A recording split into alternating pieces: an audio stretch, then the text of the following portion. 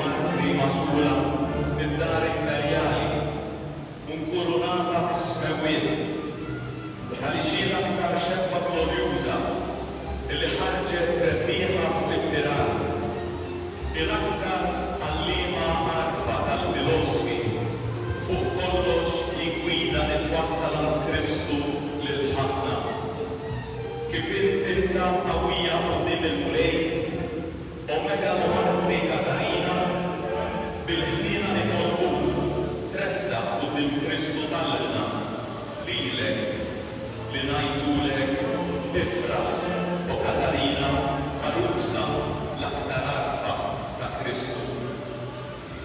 Hekk jiftaħ l-innu Akatist bil-qaddisa Omega Martri Katarina Alexandra li jinsabu fil-ktieb tal-Akatisti miktub bis-Slavoniku antik użat kemm il-Knejjes Ortodossi li jaqgħu taħt il-Patriarkat ta' Mosca kif ukoll mill-Knejjes Kattoliċi Orjentali Kroati, Slovakki u Ruteni.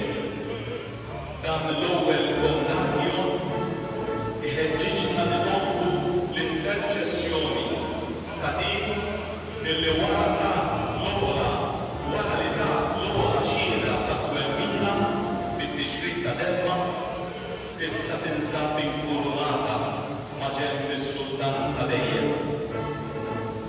L-istess il-Knisja Ambrosjana, jiġifieri l-Knisja ta' Milan, permezz tat-talba Super Sindone ta' nhar il-25 ta' Novembru titlob li bl-interċessjoni ta' Santa Katarina aħna nirċievu fil-ogħla grat kull virtù biex bħala ikun jistħoqqilna ingawdu lil Alla għall-eternità.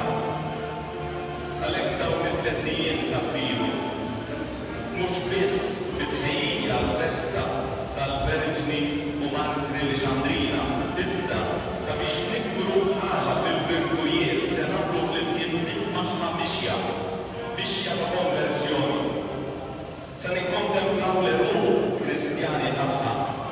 Se naraw l-effetti li ħallew fiha bil-katekumenat nisrani u s-sakramenti tal-inizjazzjoni, jiġifieri s-sakramenti tal-Magħmudija, tal-Grisma tal-Isqof u tal-Ewkaristija biex nifhmu aktar kif għandna ngħixu aħna dawn it-tliet sakramenti li jagħmlu minna insara. Mhux insara tal-isem, iżda insara ta' veru bħal Santa Katarina kif xedet ħajjitha u l-siġillat b'demma. Dokumenti Kristjani antiki tal-ewwel sekli bħalma huma l-Apoloġija Prima ta' San Ġustinu Martri tas-sena 155, it-Tradizzjo Apostolika u d-Didaskalija Apostolorum tat-tielet seklu fost l-oħrajn jixhdu li fil-Knisja Ewlenija dawk li kienu jixtiequ jsiru nsara kienu jirċievu it-tliet sakramenti tal-inizjazzjoni, il-Magħmudija, id-Dilka tal-Grisma u l-Ewkaristija f'ċelebrazzjoni waħda fil-velja qaddisa tal-Għed.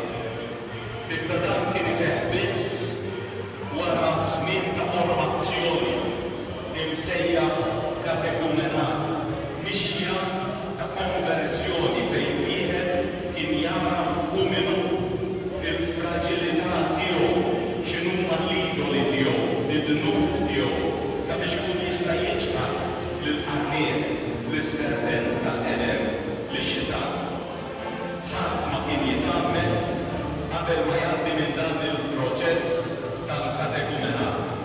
Tant li għandna numru ta' ħaddisin tal-Knisja tal-bidu li ħadu dak li nsejħula il-Magħmudija tad-demm għax ħadu l-martirju qabel ma leħqu tagħmlu fosthom insemmu il-katekumeni Santa Merenziana, Santa Miese, San Vittor ta' Praga u San Rogazio ta' Nantes. Il-katekumenu jiġifieri dak li kien ikun qed jitħejja għall-Magħmudija bil-mod kien jibda jifhem l-Iskrittura u jaraf fiha il-kelma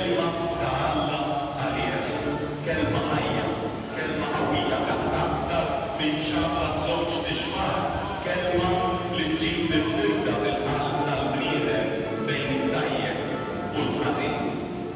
Dan il-proċess ta' katekumenat, proċess ta' konversjoni, kien mibni fuq katekesi kerigmatika, jiġifieri trasmissjoni tal-fidi fil-mewt u l-qawmien ta' Kristu. U aħna nafu minn dawn id-dokumenti illi bil-fors għaddiet minn dan il-proċess Santa Katarina. U forsi jkun hawn min muxettiku u jistaqsi kif nistgħu nkunu nafu dan il-prinċipju li jmexxi il-liturġisti fl-istudju tagħhom huwa wieħed ad fontes. Inħarsu lejn is-sorsi, inħarsu lejn l-eruq. Il-kitbiet patristiċi fl-Afrika ta' fuq u b'mod speċjali dawk li waslulna mill-Lixandra jixhdu kemm il-Knisja fl-Eġittu kienet organizzata anki fi żmien tal-persekuzzjoni. Fit-tieni volum tal-Proptrettikos, eżortazzjoni lill-Griegi ta' San Klement ta' Lixandra, miktub lejn is-sena 195 diġà nsibu jien ta' innu atteżimali, innu li kien jitkanta fit-tmiem tal-katekumenat biċ-ċelebrazzjoni tal-Magħmudija. Il-ħaref Oriġene minn Lixandra ukoll li jgħix bejn is-snin 185 u 253 jispjegalna kif fi żmienu kienu jiġu ċċelebrati żewġ azzjonijiet liturġiċi, waħda l-ħadd l-Ewkaristija li kienu jattendu għaliha dawk biss li rċevew il-Magħmudija u ċċelebrazzjoni oħra kmieni filgħodu matul il-ġranet tal-ġimgħa fejn kienet tixxandar il-kelma u tiġi spjegata u li għal din iċ-ċelebrazzjoni kienu jistgħu jattendu anki dawk li kienu qegħdin iħejjuhom għall-Magħmudija il-katekumeni. Iżda l-aqwa sors ta' informazzjoni li jixħed dawl fuq il-katekumenat u s-sakramenti tal-bidu fl-Eġittu fi żmien Santa Katarina huwa manuskritt imsejjaħ l-Eukerogion Deir Balizieħ missjun fl-1907 fil-fdalijiet ta' monasteru primittiv fl-Eġittu. Dan id-dokument datat qrib is-seklu erba' iż-żmien li fih għexet il-Knisja tagħna miktub bil-Grieg fuq żewġ folji tal-papiru minn wara u quddiem tina formola sempliċi ta' kredu batteżimali li jgħidlek nemmen falla il-missier li jista' kollox u fil-tnur waħdini immisser qabel kull żmien il-mulej tagħna Ġesu Kristu. Nemmen fl-Ispirtu Santu, fil-qawmien tal-ġisem mill-imwiet, fil-Knisja Ortodosza Kattolika. Ma' din l-istqarrija ta' fidi li kienu jagħmlu dawk li jkunu se jitgħamlu sewwa qabel jinslu fil-Battisteru instabet ukoll anafora jew talba Ewkaristika, jiġifieri dik it-talba billi fiha jiġu konsakrati tħobsu l-bit fil-ġisem quddiem tal-mulej. Dan il-manuskritt tina informazzjoni sirja immensa xurina li għall-insara tar-raba' seklu u ta' kull żmien il-bidu tal-ħajja vera jinsab fil-Battisteru, fil-fonti tal-Magħmudija u l-quċċata tagħha tinsab fl-Ewkaristija kif it-tenni tan tajjeb il-Kostituzzjoni dogmatika fuq il-Knisja tal-Konċilju Vatikan it-Tieni il-Lumen Gentium fil-paragrafu 11. Mhux Reverendu Patri tal-Talanza eżis studi jinsara id-teologu Maurizio Flick jilmenta li fis-żmien li qed ngħixu fih huma ħafna dawk illi jersqu għas-sakramenti mingħajr katekesi, sempliċiment għax hekk hija tradizzjoni għax dejjem hekk għamilna. Bla ma rridu allura nistaqsu jekk m'aħniex preparati sewwa biex ngħixu l-ewwel fost is-seba' sakramenti il-Magħmudija, kif nistgħu ngħixu sew is-sakramenti tas-żwieġ ta' ordini sakri. Ħafna mill-kriżijiet matrimonjali u anki fil-ħajja tal-presbiteri u nasal ngħid tal-isqfijiet ġejjin mill-fatt illi maħniex ngħixu fl-ispirtu tal-magħmudija. Iżda ġejna maħkuma mill-ispirtu pagan ta' din id-dinja. Hawn tajjeb illi nieqfu ftit u nistaqsu b'sinċerità lil nfusna xi tfisser f'ħajti il-magħmudija. Qed ngħix ta' disċiplu ta' Kristu, nemmen li permezz tal-Krisma jiena ġejt ikkonsagrat lil Alla. Qed ngħix dak li nirċievi fl-Ewkaristija, jiġifieri li naqsam ħajti ma' oħrajn, sewwa kif jinqasam il-ħobbs Ewkaristiku l-ġisem ta' Kristu l-altar sabiex minnu nieklu aħna l-kol. Sa mill-qedem l-ewwel mistoqsijiet li kienu jsiru lill-adulti li jkunu xewqa li jibdew il-proċess tal-katekumenat u l-mistoqsijiet adattati li llum isiru lill-parrini u l-ġenituri li jitkellmu f'isem dawk it-trabi li jkunu se jitgħamlu huma x'qed titlob mill-Knisja tagħna. U l-katekumenu jew dawk li jitkellmu għat-tagħlija jwieġbu il-fidi u l-fidi x'intik. U minn ġdid il-katekumenu jwieġeb jew jwieġbu għalih il-ħajja ta' dejjem. Il-fidi iżda x'inhi? Li nkun naf il-katekiżmu u t-tagħlim tal-Knisja, li nkun naf il-kredu bl-amment, kemm fil-katekumenat tal-Eden kif tixed il-pellegrina lejn is-Sinaj u l-art imħazzat Eġerja ir-raba' seklu, u kemm fil-katekumenat imġedded frott ix-xewqa tal-Konċilju Vatikani wieħed mill-passaġġi wieħed mit-tabel huwa msejjaħ tradizzjo simboli l-ordi tal-kredu fejn l-isqof jgħallem il-kandidati għall-magħmudija l-istqarrija tal-fidi u ftit ta' żmien wara huma jagħmlu din l-istqarrija pubblika tal-fidi tagħhom u jirrepetu l-formula tal-kredu. Santu Wistin huwa jagħmel il-qalb bil-katekumeni tiegħu iħeġġiġhom biex aktar milli bil-kliem il-kredu huma jistqarruh bil-mod ta' kif jgħixu. Għax il-fidi tissarraf fil-prattika tal-ħajja, il-fidi hija meta jiena nemmen li Alla ma tassew bissieri, li jieħu ħsiedi, li jipprovdi dak kollu li neħtieġ, u allura nkun bniedem ma' karità għax nemmen li Alla mhux se jħallini nieqes. Il-fidi hija li jiena nemmen fl-iber billi sar bniedem bħali biex jurini triq, anzi huwa nnifsu huwa triq billi twassal għand il-missier, allura naċċetta s-salim fil-ħajja tiegħi għax nemmen li din it-triq li jurini Ġesu. Il-fidi hija li jiena nemmen l-Ispirtu Santu li konsakrani u daħħalni fil-Knisja, allura nagħmel ħilti biex inħobb il-ħuti naħfer bil-edewa tiegħi sabiex inżommi l-għaqda fejn dan din il-familja tagħna.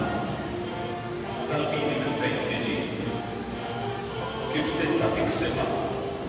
Wieġeb l-Apostlu San Pawl u fl-ittra lir-Rumani jikteb il-fidi mela tiġi mis-smieħ u smieħ bix-xandir tal-kelma ta' Kristu. Jekk inħarsu lejn il-ħajja ta' Santa Katarina, naraw li fil-qabbisa tagħha ma resqitx għall-magħmudija kif ġibtu laqgħa.